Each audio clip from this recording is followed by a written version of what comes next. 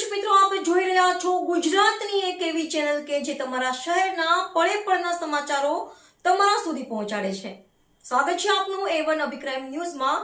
હું છું એન્કર અર્પિતા પટેલ. ભચાઉ નજીક વોંધો બ્રિજની નીચે વૃદ્ધની ગોળીમારી હત્યા કરનાર આરોપી ઝડપાયો. ભચાઉ નજીક વોંધો બ્રિજ નીચે વૃદ્ધની ગોળીમારી હત્યાનો ચોંકાવનારો બનાવ સામે છે.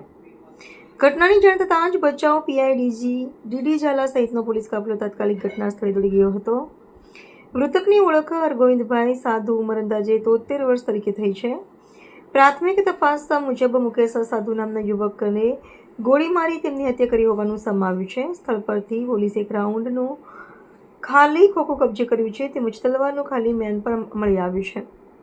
પ્રાથમિક અનુમાન મુજબ આ બનાવ અંગત પારિવારિક અદાવતના કારણે બન્યો હોવાનું માનવામાં આવી રહ્યું છે.